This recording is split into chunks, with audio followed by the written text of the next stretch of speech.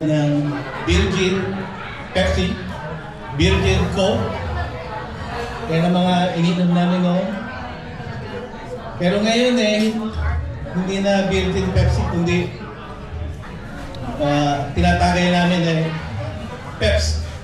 Ano tinatagay natin ngayon? Blood pressure pill. Tagay. Cholesterol pill. Tagay na lang. Yan ang ngayon ang tinatagay namin ngayon.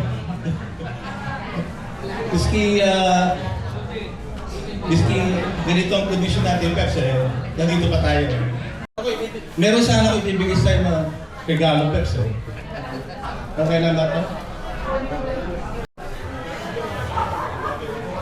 Peps, hindi lang isa to. Dalawa. Tatlo. Hindi ko bilang makapal Basta bilang.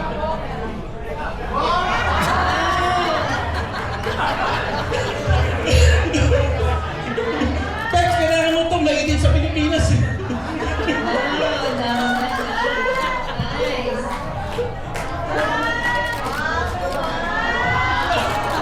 Okay ba, Peps?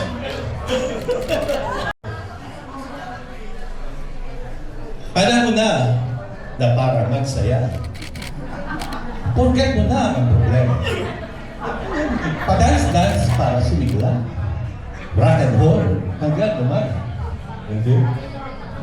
Wato type ang nagpa-pride crowd. Type ko ay Toto Bigay. Kaya join na lang tayo.